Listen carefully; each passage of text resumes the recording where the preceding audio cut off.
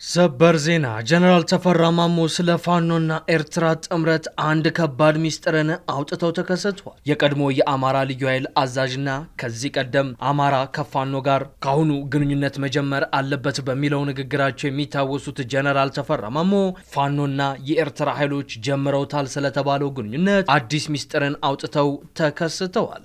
በሌላ በኩል ደግሞ ስለ ፋኖ ኃይሎችና አረጋ ከበደ አስተዳደር ድርድር አዲስ መረጃ ተሰምቷል። በጉዳዩ ላይ ሰፋና ጠብሰቅ ያለ ጥንቅርን ይዘናል፣ ተሰሙታላችሁ። በሱዳን ከአልቡርሃን ጋር ወግነው የሚዋጉ የህወሓት ታጣቂዎችን የተመለከቱ መረጃዎች ከሰሞኑ በስፋት እየተሰራጩ ይገኛሉ። በትላንትናው ዕለት ደግሞ እነዚሁ በሱዳን የሚዋጉ የህወሓት ታጣቂዎች በሱዳን የሚኖሩ የወልቃይት ተወላጆች ላይ ግድያ ፈጽመዋል የሚሉ መረጃዎች እየወጡ ነው። የወልቃይት ከፍተኛ አመራሮችም ጥቃቱን መፈጸሙ እየተናገሩ ይገኛሉ። በሱዳን የሚገኘው የህወሓት ኃይል አላማው ወደ ወልቃይት ዘልቆ ወልቃይትን መቆጣጠር ነው የሚል መረጃ ሞቷል፣ ተሰሙታላችሁ። ተደጋጋሚ የባለቤትነት ጥያቄ የሚነሳባትን አዲስ አበባን የተመለከተ አንድ አስደንጋጭ ጥናት ይፋ ተደርጓል። በአዲስ አበባ የሚነሳው የባለቤትነት ጥያቄ ምናልባትም ወደ ግጭት ሊያመራ ይችላል የሚል ሪፖርት ነው የተሰማው። በከተሞች ባለቤትነት ላይ የሚነሳው ውዝግብ ከፍተኛ ስጋት ደቅኗል ነው ያለው የጥናት ሪፖርት። የአንድ አፍታ ነው። አክብሮታዊ ሰላምታችንም በያላችሁበት የዓለም ዳርቻ ያደረሳችሁ የተወደዳችሁ የአንድ አፍታ ቤተሰቡ ከአንድ አፍታ ለአሁን የተደመጡና የተመራረጡ ትኩረት የሚሹ ወቅታዊ መረጃዎችን አጠናቅረናል። እንደተለመደው እስከ መረጃዎቻችን ፍጻሜ ድረስ አብራችሁን ትዘልቁ ዘንድ ግብዣችን ነው። ወደ ዝርዝር ዘገባዎቹ እናምራ። በቅድሚያም የአዲስ አበባ ጉዳይ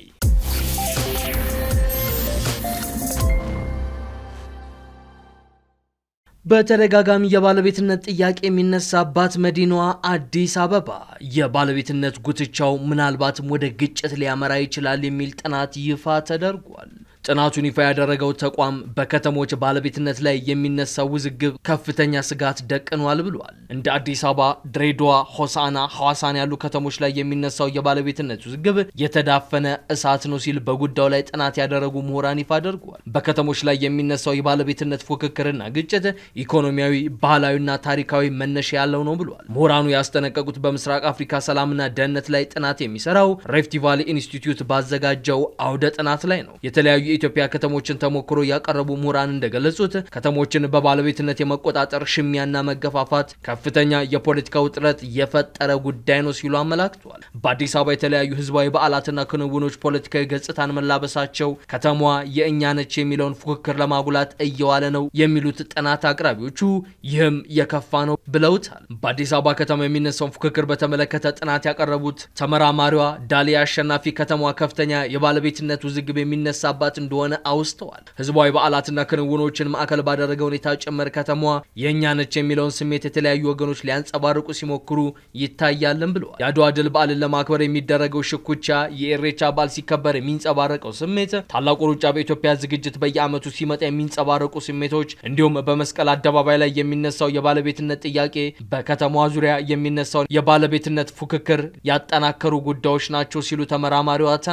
ይህ ደግሞ በአንድ በኩል በአገሪቱ መጣ ባሎን የፖለቲካ እንዲሁም የትርክት ለውጥን መሰረት በማድረግ የተፈጠረ የፉክክር ስሜት መሆኑን ነው ሪፖርተር ጋዜጣ የዘገበው። በመንግስት ወገንና በደጋፊዎቹ ከተማዋ የሁሉም ማህበረሰቦች ማንነትና ባህል የሚንጸባረቅበት ህብረ ብሔራዊ መዲና እየሆነች ነው ቢባልም ሌላ የሚነሳ ከፍተኛ ቅሬታ አለም ይላሉ። ይኸውም በታሪክ ማደስና የጋራ ትርክት መፍጠር ስም ነባር የከተማዋ ማንነት የመደምሰስና የሌሎችን የህብረተሰብ ክፍሎች ማንነትና መገለጫ የማሳጣት ዘመቻ ተከፍቷል የሚለው ጠንካራ የተቃውሞ ስሜት የፈጠረ ጉዳይ ነው ሲሉ ተመራማሪዋ ጠቁመዋል። የአዲስ አበባ ጉዳይ በፖለቲካ፣ በሃይማኖት፣ በባህል፣ በቋንቋና በጥቅሉ በታሪክ ማንን የምትወክልና ምን መሳይቱን የሚል ይዘት ያለው መሆኑን የጠቀሱት ተመራማሪዋ መንግስት ከእስካሁን የተሻለ አካታች የከተማ ፖሊሲ መተግበር አስፈላጊ እንደሆነ ጠቅሰዋል። ሪፍት ቫሊ ኢንስቲትዩት ባዘጋጀው በዚህ አውደ ጥናት ላይ እንደ አዲስ አበባ፣ ድሬዳዋ፣ ሆሳና፣ ሐዋሳ ያሉ ከተሞች ላይ የሚነሱ የባለቤትነት ውዝግቦች ተዳስሰዋል። በሆሳና ከተማ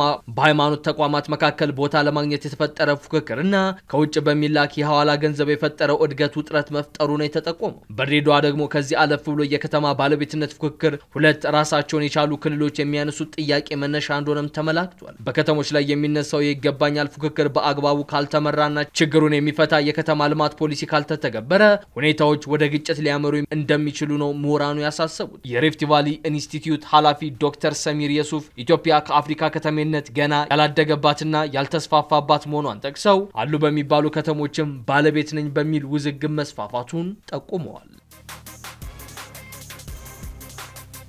ጀነራል ተፈራ ማሞ ስለ ፋኖና ኤርትራ ኃይሎች ጥምረት አዲስ ሚስጥር አውጥተው ተከስተዋል። ፋኖና ኤርትራ ስላላቸው ጥምረት ጀነራል ተፈራ ማሞ የታመቀውን ጉድ ዘርግፈው ተከስቱ። ጀነራሉ ትናንት በሰጡት ቃለ መጠይቅ በይፋ ከኤርትራ ጋር እንደሚሰሩም ተናግረዋል። በሌላ በኩል ስለ ፋኖ ኃይሎችና አቶ አረጋ ከበደ አስተዳደር ድርድር አዲስ መረጃ ተሰምቷል። ከኤርትራና ትግራይ ኃይሎች ጋር የፋኖ ኃይሎች ግንኙነት እያደረጉ ነው የሚሉ መረጃዎች በስፋት እየተሰራጩ ይገኛሉ።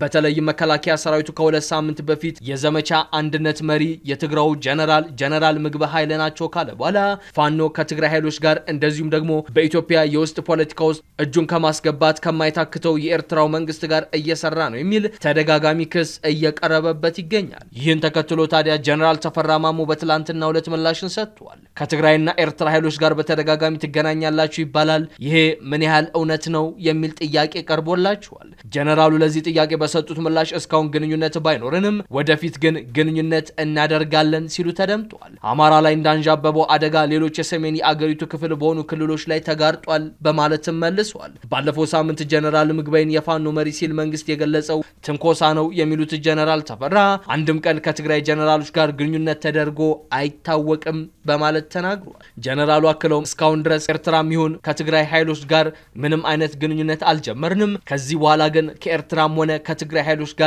ግንኙነት የለንም። ወደፊት ከሁለቱ ኃይሎች ጋር ግንኙነት እናደርጋለን በማለት ነው ፋኖ ከኤርትራ መንግስት ጋር እንደሚሰራ በይፋ የተናገሩት። ይህ በእንዲህ እንዳለ ስለ ፋኖና ስለ አቶ አረጋ ከበደ አስተዳደር ድርድር አዲስ መረጃ ተሰምቷል። የአማራ ክልል ሰላም ካውንስል በአማራ ክልል ባሉ ታጣቂ ኃይሎችና በፌደራል መንግስት መካከል በአውሮፓ የሰላም ድርድር ለማድረግ መታሰቡን የሚገልጹ ሐሳቦችን አላውቃቸውም ሲል አስተባብሏል። የካውንስሉ ሰብሳቢ አቶ ያየህራድ በለጠ ካውንስሉ ሁለቱም ወገን ወደ ሰላም ስምምነት እንዲመጡ ጥረት እያደረገ እንደሚገኝ ለአሃዱ ራዲዮ ተናግረው ይሁን እንጂ በአሁን ሰዓት ምንም አይነት የተጀመረ ድርድር የለም ብለዋል። ይሁንና ግን ሰብሳቢው አቶ ያየህራድ ባለፈው ሳምንት አጋማሽ ለጀርመን ድምጽ በሰጡት አስተያየታቸው የአቶ አረጋ ከበደ አስተዳደር ከፋኖ ኃይሎች ጋር ለመደራደር መስማማቱን እንደዚሁም ደግሞ የክልሉ መንግስት በአውሮፓም በአሜሪካም እንደዚሁም ደግሞ ገለልተኛ በሆነ አገር የመደራደር ፍላጎት ካላቸው ታጣቂዎች ጋር ለመደራደር ፍላጎት እንዳለው ገልጸው ነበር። ድርድር ለማድረግ የራሱ የሆነ የሚያስፈልጉ ሂደቶች መኖራቸውን የሚያነሱት አቶ ያየህራድ ግን የዓለም አቀፍ ማህበረሰብ ጫና እንዲያሳድር ጥሪ ከማድረግ በዘለለ ስምምነት የተጀመረበት አካሄድ የለም ሲሉ በዛሬው ዕለት ለአሃዱ ራዲዮ አስተባብሏል። ካውንስሉ መንግስትም ሆነ ታጣቂ ኃይሉ በራሳቸው በፈለጉት ቦታና ተደራዳሪ እንዲደራደሩ ግፊት ሲደረግ መቆየቱን ገልጸው በዋናነት ግን ውይይትና ድርድር ከተካሄደ በአፍሪካ ህብረት አሸማጋይነት የሚደረግ ስምምነት የተሻለ እንደሚሆን ጥቆማቸውን ሰጥቷል።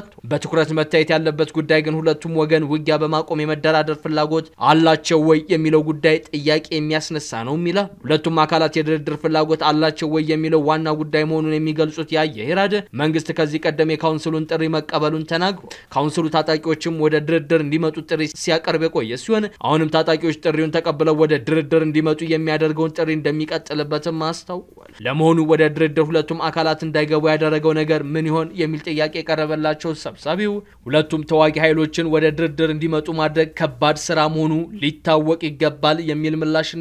ፌደራል መንግስት ተደጋጋሚ የሰላም ጥሪዎች ከማድረግ በዘለለ ወደ ድርድር የሚመጣበት ሁኔታ ማመቻቸት ላይ ስራዎችን በደንብ ሊሰራ ይገባልም ብለዋል። የአንድ አካል ፍላጎት ብቻ ችግሩን የሚፈታበት ሁኔታ ባለመኖሩ በሁለቱም በኩል የመተማመን ሁኔታ መፈጠር እንዳለበትም ነው ያነሱ። ሆኖም ካውንስሉ አፋጣኝ የተኩስ አቁም መደረግ አለበት ብሎ እንደሚያምን ነው የተናገሩት። አሁን ላይ ግን በተጨባጭ ይህ ነው የሚባል የድርድር ሁኔታዎች አለመኖራቸው ሊታወቅ የሚገባው ጉዳይ መሆኑን ነው የካውንስሉ ሰብሳቢ አቶ ያየህራድ በለጠ የተናገሩት። በሱዳኑ ጦርነት ከአልቡርሃን ኃይሎች ጋር ወግነው እየተዋጉ የሚገኙት የህወሓት አርሚ 7 ታጣቂዎች በሱዳን ባለፉት ሳምንታት በርካታ የወልቃይት ተወላጆችን መግደላቸውን የሚገልጹ መረጃዎች በስፋት እየተሰራጩ ይገኛሉ። የወልቃይት ጠገዴ አመራሮችም በሱዳን የሳምሪ ታጣቂዎች በሱዳን በሚኖሩ የወልቃይት ተወላጆች ላይ ጥቃት እንደፈጸሙ በማህበራዊ ትስስር ገጻቸው ላይ አረጋግጠዋል። የወልቃይት የሚሊሻ ጽሕፈት ቤት ኃላፊ አቶ ክብረአብ በሱዳን የሚገኙ የህወሓት ታጣቂዎች አልቡርሃን ካርቱምን ከተቆጣጠረ በኋላ በካርቱም በሚኖሩ የወልቃይት ተወላጆች ላይ ግድያ ተፈጽሟል ሲሉ ከሰዋል። እየወጡ ያሉ መረጃዎች እንደሚጠቁሙት በጥቃቱ 5 የአንድ ቤተሰብ አባላትን ጨምሮ ሴቶችና ህፃናት እንደተገደሉ ነው የተሰማው። በሱዳን በሚገኙ የወልቃይት ተወላጆች ላይ የተፈጸመውን ጥቃት የነ ኮሎኔል ደመቀ ዘውዶ አስተዳደር ባለስልጣናት ጭምር አረጋግጠውታል። ከሰሞኑ በአልቡርሃን ጦር ቁጥጥር ስር በገቡ አካባቢዎች የተፈጸመው ግድያ በሱዳን በሚገኙ የወልቃይት ተወላጆች ላይ ከፍተኛ አደጋ ደቅኗል የሚሉ ሪፖርቶችም እየወጡ ነው። ጥቃቱን የፈጸመው በሰሜኑ ጦርነት ወቅት ማይካድራ ላይ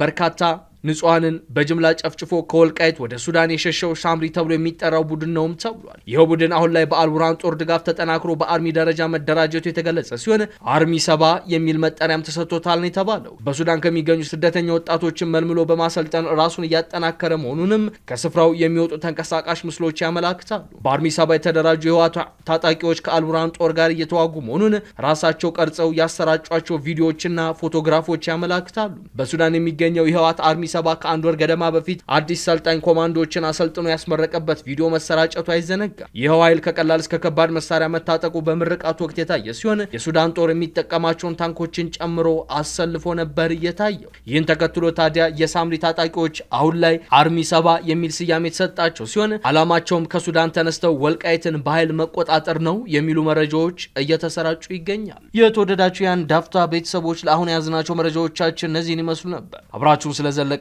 እጅግ አድርገን ነው የምናመሰግነው። ሰላም ለኢትዮጵያ ይሁን።